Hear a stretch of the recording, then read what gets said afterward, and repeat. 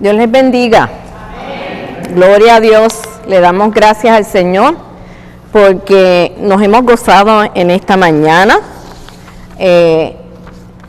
Y vamos a estar hablando y les invito a leer en el Evangelio de Lucas, capítulo 19, versículos del 28 al 44.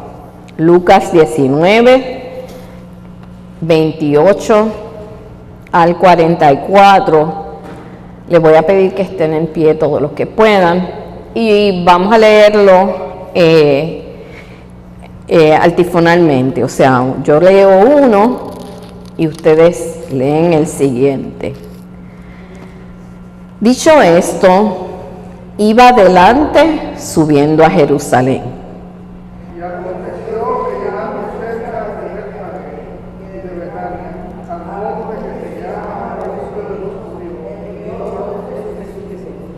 diciendo: id a la aldea de enfrente, y al entrar en ella hallaréis un pollino atado, en el cual ningún hombre ha montado jamás.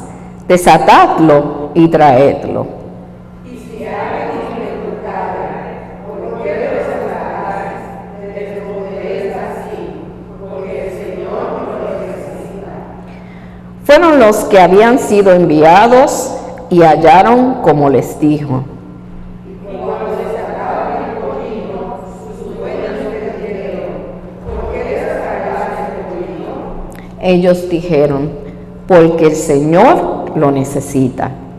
Y lo trajeron a Jesús, y habiendo echado sus manos al pollino, subieron a Jesús encima. Y a su paso tendían sus mantos por el camino. Cuando llegaban ya se declaraban delante de los discípulos, toda la multitud de los discípulos, gozándose, comenzó a alabar a Dios a grandes voces por todas las maravillas que habían visto, diciendo: bendito el Rey que viene en el nombre del Señor, paz en el cielo y gloria en las alturas. Entonces algunos de los fariseos de la multitud le dijeron: Maestro, reprende a tus discípulos. Él respondiendo les dijo: os digo que si estos callaran, las piedras clamarían. Cuando llegó cerca de la ciudad, Andrea lloró sobre ella, Diciendo: oh, si también tú conocieses a lo menos en este día lo que es para tu paz, mas ahora está encubierto a tus ojos. porque vendrán días sobre ti, cuando tus enemigos te rodearán acompañados y te sitiarán, y por todas partes te estrecharán. Todos unidos, y te derribarán a tierra y a tus hijos dentro de ti, y no dejarán en ti piedra sobre piedra, por cuanto no conociste el tiempo de tu visitación. Señor, te damos gracias por esta palabra. Te pedimos, Señor, que tú nos permitas escuchar tu voz en esta mañana y que podamos estar, Señor, comprometidos contigo, Señor, viendo cuándo es tu tiempo, Señor, y viendo qué obra grande y hermosa tú quieres hacer con cada uno de nosotros. Amén, amén. Podemos sentarnos. Usualmente, cuando hablamos el Domingo de Ramos, nos centramos en ese momento del momento específico en que Jesús entra, ¿verdad? Y qué significan las ramas. Yo quiero hoy hablar del tiempo perfecto de Dios para tu vida y para mi vida. Vamos a Jerusalén, pero en el tiempo perfecto de nuestro Señor. Dios había estado planificando desde el principio y estaba completando lo que era la primera fase, que era el sacrificio del Señor por nosotros y su resurrección. Y estaba enfocado en la segunda fase también, que estaba esperando lo que es esperar su venida y nuestra vida eterna con Él, que nosotros estamos unidos en ese proceso. Era el tiempo de Jesús regresar a Jerusalén. La entrada triunfal estaba por delante. También su juicio y traición estaban por delante. Y también estaba por delante la cruz y la resurrección de Jesús. Jesús sube a Jerusalén porque ese era su tiempo. Jesús siempre llegaba a tiempo. Y de hecho, desde que comienza su caminar, Él estaba peleando porque había gente que quería adelantarse a su tiempo. Su mamá, ¿verdad?, cuando Él estaba en una boda, le dice: mira, esta gente se quedó sin vino, mira a ver qué tú puedes hacer, porque ya sabía que Él tenía el poder para cambiar eso. Y Él le dice: mujer, ¿eso qué tiene que ver conmigo? Todavía no ha llegado mi hora. Y Jesús convierte el agua en vino, pero diciéndole a su mamá: todavía no es mi tiempo, todavía no es mi tiempo. Sus hermanos también, ellos no creían en Jesús, pero estaban empezando a ver lo que Jesús había hecho y le dan un consejo humano para que Él lograra lo que ellos esperaban que Jesús iba a hacer. Dice Juan 7:6, deberías salir de aquí e ir a Judea para que tus discípulos vean las obras que realizas, porque nadie que quiera darse a conocer actúa en secreto. Ya que haces estas cosas, deja que el mundo te conozca. Lo cierto es que ni siquiera sus hermanos creían en Él. Por eso Jesús les dijo: para ustedes cualquier tiempo es bueno, pero el tiempo mío aún no ha llegado. Llega el tiempo de Jesús.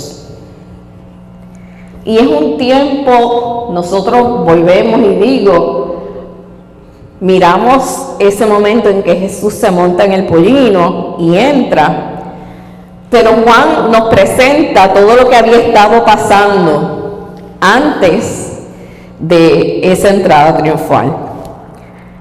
Se cree que la entrada triunfal, la entrada triunfal de Jesús fue en las fiestas de las Pascuas, pero Jesús, que es alrededor de abril aproximadamente, pero Jesús había estado en Jerusalén unos meses antes para la fiesta de la dedicación.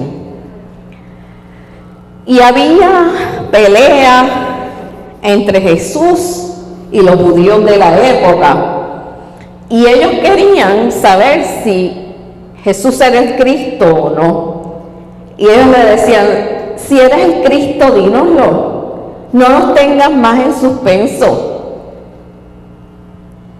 Jesús dice: ya se lo he dicho con señales y no me quieren creer. El Padre y yo somos uno. Mira, te vamos a apedrear por blasfemia. Ellos intentaron apedrearlo 2 veces y en las 2 ocasiones Jesús se escapa. Eso había estado pasando en diciembre, antes de las fiestas de la Pascua que venía en abril. Entre diciembre y abril, Lázaro se enferma, que era un amigo muy cercano a Jesús. Y María y Marta, que eran las hermanas de Lázaro, lo mandan a buscar. Y él, como dicen en Puerto Rico, él se requedó. No fue de inmediato. Y cuando decide ir, lo que le dicen sus discípulos, ¿verdad? Le dice, vamos a Judea, porque ya era el tiempo de ir a Jerusalén de nuevo. Y sus discípulos lo que le dicen es, hace muy poco los judíos intentaron apedrearte y todavía quieres volver allá. En este momento ya no hacía sentido que Jesús fuera, pero Jesús fue. Primero le dice, mira, Lázaro estaba durmiendo, y ellos dicen, pues si está durmiendo vas a despertar, no te preocupes por ir allá ahora, porque vas a ponerte en peligro. Y Jesús le dice, vamos para allá. Y la respuesta que uno de los discípulos dice, bueno, vamos para allá y vamos a morir con él, porque ya ellos sabían que las cosas se estaban poniendo difíciles. La casa de Lázaro quedaba a unos 3 kilómetros de Jerusalén, así es que la gente, los judíos que habían ido a visitar a Marta y a María, estaban allí. O sea, las personas que podían decirle a los jefes de la sinagoga que Jesús estaba cerca, estaban allí, y Jesús lo sabía. Jesús lo sabía, y aún así fue allá y trabaja con uno de los milagros más importantes, ¿verdad?, de Jesús, que fue resucitar a una persona, pero después que esa persona ya llevaba 3 días en la tumba. María y Marta le dijeron, mira, Lázaro apesta, pero aún así Jesús le dijo, abran la piedra, porque yo voy a ir. Y Jesús llama a Lázaro, y Lázaro resucita. Luego, como 5 días antes de la Pascua, de las fiestas de la Pascua, Jesús vuelve y se detiene en la casa de Lázaro a visitarlo, y ya los fariseos, los seduceos, las personas que querían matarlo, dicen, bueno, nos dejan saber dónde está Jesús, porque vamos a matarlo a él y vamos a matar también a Lázaro. O sea, que las cosas se estaban poniendo difíciles para Jesús, pero Jesús sabía que ese era su tiempo. Ese era su tiempo. Y nosotros podríamos estar pensando que esto fue una cosa, ¿verdad?, momentánea, que comienza cuando Jesús llega y se hace ser humano. Pero en el Antiguo Testamento se nos habla mucho de esa venida de Jesús. En otras palabras, como diríamos nosotros, esto no fue a lo loco. Dios tenía un plan para la humanidad y por consiguiente para ti y para mí, porque ese era el momento de que Jesús viniera. Por mencionar algunas cosas, en Daniel dice, se le quitará la vida al ungido y se quedará sin nada. Vemos que el plan de Dios seguía un itinerario específico y trazado por Dios. Si vemos en esta misma porción, se nos dice, él le dice a los discípulos, vayan y entren, van a hallar un pollino atado, en el cual nadie se ha sentado, desátenlo y tráiganlo. Y si alguien les pregunta, ¿por qué lo desatáis? Le responden, porque el Señor lo necesita. Y los discípulos fueron y hallaron al pollino, y cuando lo desataban, sus dueños le dijeron, ¿por qué desatas al pollino? Y ellos le dijeron, porque el Señor lo necesita. Y ellos se quedaron tranquilos. Si ellos no conocían todo lo que decía el Antiguo Testamento, Jesús había estado obrando en sus vidas, había dado sanidad, había dado liberación, había hecho provisión, y todo eso lo había hecho Jesús. Y lo hace Jesús hoy para ti y para mí. Jesús dice, yo soy el buen pastor, conozco a mis ovejas y ellas me conocen a mí. Yo te pregunto, ¿tú escuchas la voz de ese pastor? Así como el Padre me conoce y yo lo conozco y doy mi vida por las ovejas, tengo otras ovejas que no son de este redil y también a ellas debo traerlas. Y tú y yo somos esas ovejas del otro redil, porque nosotros somos fuera del pueblo de Israel, pero ya Jesús sabía que ese plan era para todos nosotros. Así ellas escucharán mi voz y habrá un solo rebaño y un solo pastor. Por eso me ama el Padre, porque entrego mi vida para volver a recibirla. Nadie me la arrebata, sino que yo la entrego por mi propia voluntad. Yo tengo autoridad para entregarla y tengo también autoridad para volverla a recibir. Y este es el mandamiento que recibí de mi Padre. Cuando vemos el video de Jesús entrando a Jerusalén, que todo el mundo está, ¡wow! ¡Hosana! ¡Hosana!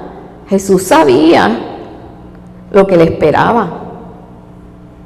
Los discípulos en un momento pierden la perspectiva, aun cuando ellos sabían, pensaban que Jesús lo iban a matar. Cuando Jesús entra y tanta gente lo recibe con tanta alegría, ellos dijeron, mira, no tenemos que tener problema ni preocupación, porque lo que estamos viendo aquí es algo maravilloso.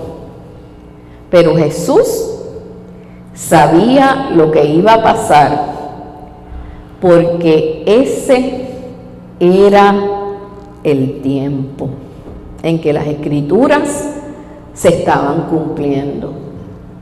En Zacarías dice, alégrate mucho, hija de Sión, grita de alegría, hija de Jerusalén. Mira, tu rey viene hacia ti, justo, victorioso y humilde, viene montado en un burro, en un burrito, cría de asna.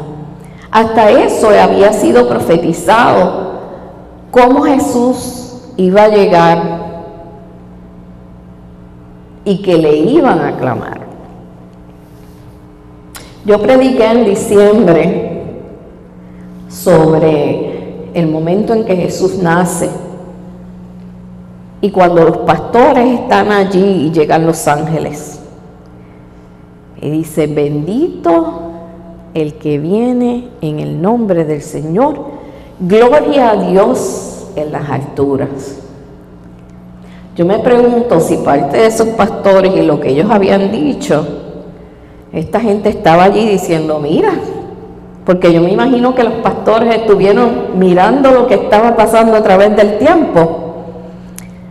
Y posiblemente esos pastores estaban allí diciendo, gloria a Dios, alégrate, hija de Sión, y grita de alegría, hija de Jerusalén. El pueblo lo estaba recibiendo con mucho gozo. Habían exclamaciones de alabanza. Él venía en humildad, no con la pompa de un rey, porque así había sido predicho, profetizado. Yo me pregunto,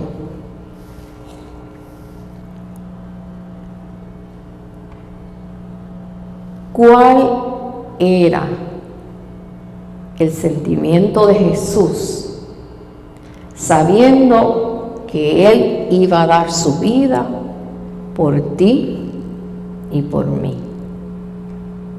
Y Él estaba, por un lado, sabía cuál era su propósito, lo conocía por completo, y por el otro lado, nos dice la palabra que Él dijo, si es posible, pasa de mí esta copa.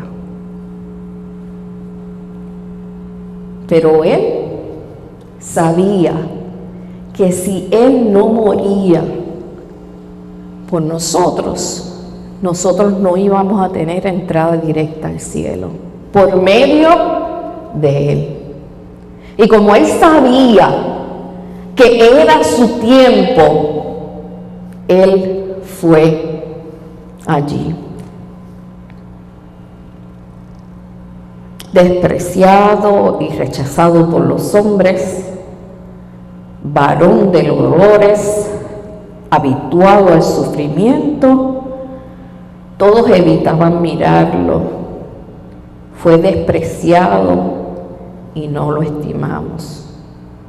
Él fue traspasado por nuestras rebeliones y molido por nuestras iniquidades. Sobre Él recayó el castigo, precio de nuestra paz, porque ese es el precio de nuestra paz. Y gracias a sus heridas fuimos sanados. Todos andábamos perdidos como ovejas, cada uno seguía su propio camino, pero el Señor hizo recaer sobre Él la iniquidad de todos nosotros. Y esta es la médula del Evangelio. Esta es lo más importante del Evangelio, que Jesús fue a Jerusalén para morir por ti y por mí, para que nosotros tuviéramos salvación y vida eterna. Porque ese era el tiempo de Él, morir para que nosotros tuviéramos salvación y vida eterna. El amor de Jesús lo trajo a esta tierra. El amor de Jesús lo llevó a Jerusalén. Su llegada iba a hacer que sus enemigos aceleraran sus planes. Su llegada lo llevaría a la cruz. Y aún así, Él intercede por esa ciudad que le iba a hacer daño. Él lloró sobre ella, lamentó las aflicciones que se avecinaban sobre ellos y lloró porque no lo habían conocido en su tiempo.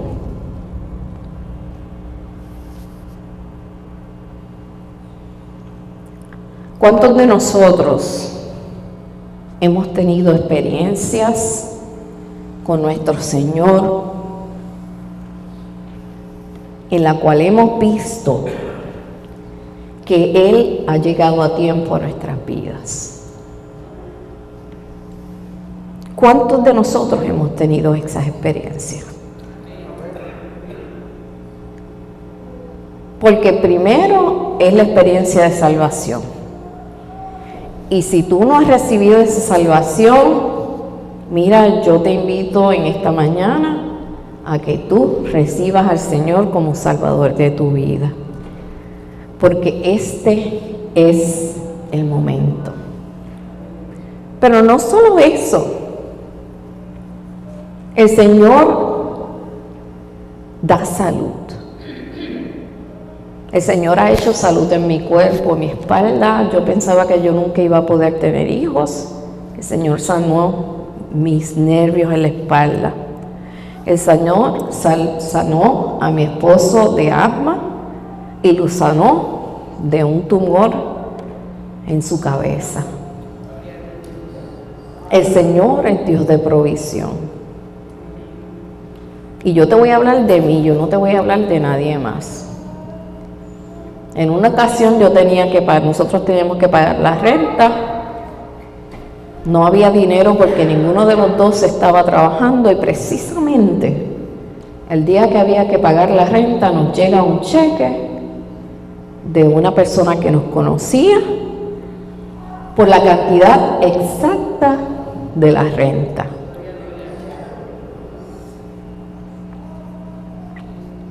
El Señor a nosotros nos hizo provisión de comida. En una ocasión un hermano de la iglesia le dijo a Héctor: pastor, yo sé que ustedes están en necesidad. Y aquí hay dos cheques en blanco.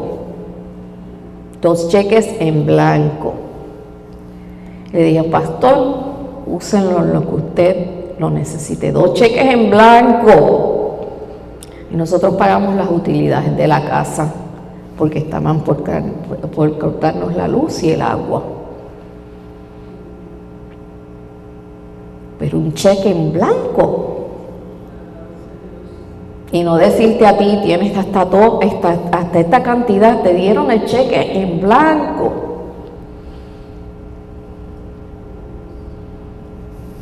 De ese Jesús es que yo estoy hablando en esta mañana. De ese Jesús que suple, que sana, que salva. Y yo estoy aquí hoy hablando, porque yo estoy segura que Jesús está preparando moradas para mí en el cielo. Y me ha dado vida eterna. Por eso es que yo estoy aquí. Y nosotros en esta mañana vemos la llegada triunfal de Jesús, porque era su tiempo para trabajar contigo. Ha llegado la hora de que el Hijo de Dios, de que el Hijo del Hombre sea glorificado, afirmó Jesús. Les aseguro que si la semilla de trigo no cae en tierra y muere, se queda solo. Pero si muere, produce mucho fruto. El que ama su vida la pierde. En cambio, el que aborrece su vida en este mundo, la conserva para la vida eterna. Quien quiera servirme, debe seguirme, y donde yo esté, allí también estará mi siervo. A quien me sirva, mi Padre lo honrará. Ahora mi alma está angustiada, ¿y acaso voy a decir: Padre, sálvame de esta hora difícil? Si precisamente para afrontarla yo he venido. Padre, glorifica tu nombre. Se oyó entonces desde el cielo una voz que decía: yo lo he glorificado y volveré a glorificarlo. La multitud que estaba allí y que oyó la voz decía que había sido un trueno, otros decían que un ángel les había hablado. Esa voz no vino por mí, sino por ustedes, dijo Jesús. El juicio de este mundo ha llegado ya, y el príncipe de este mundo va a ser expulsado. Pero yo, cuando sea levantado de la tierra, atraeré a todos a mí mismo. Eso es lo que Jesús promete.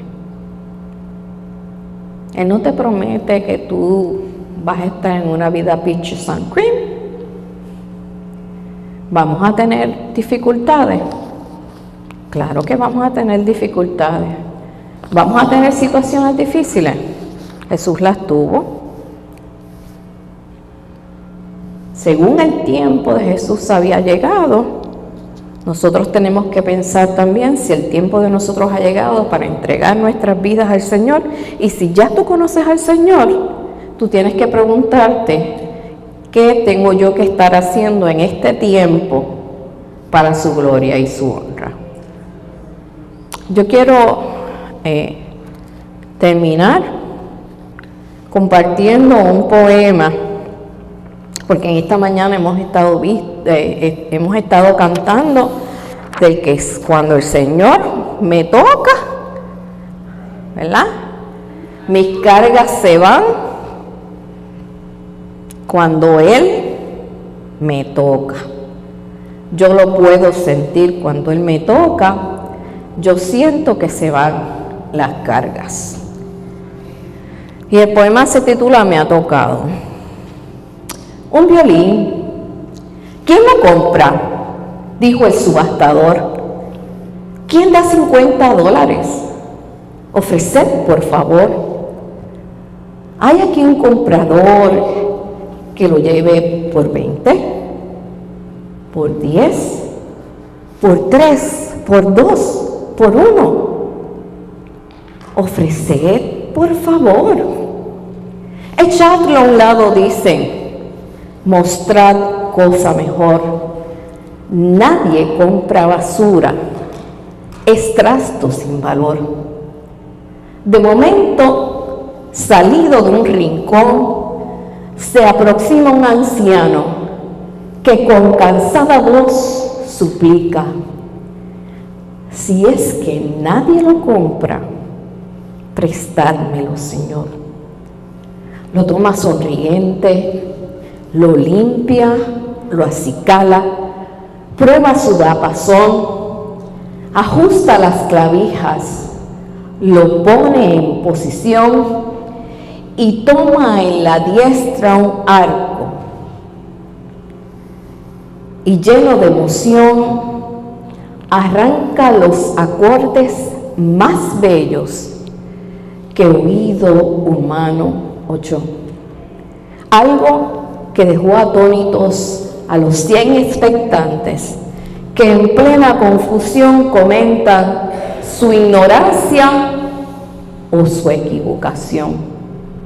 Doy $100, dice uno. Yo los doblo, Señor. Yo 550, dice otro comprador. Yo doy 1,500. Tomadlo. Y terminó por hoy este remate, dijo el subastador. Y se preguntan todos, ¿qué le dio tal valor? La mano del maestro. Observó un caballero, casual espectador, y continuó: señores, de igual manera yo fui un ente detestable, inútil y sin valor, despreciado de todos por mi vil condición. Mas la mano del maestro me transformó, Me levantó del polvo y amante me limpió. Mis quejas y tristezas tornólas en canción y una nueva esperanza a mi espíritu alentó. Desde entonces, gozoso por tal transformación, alaba agradecido mi humilde corazón que vio el feliz milagro de mi transformación. Dios te ha tocado. El Maestro te ha tocado. Ese Maestro que dio su vida por ti y por mí, que muchas profecías se cumplieron en él. Y yo te digo, ¿quieres tú ser tocado por esa mano del Maestro?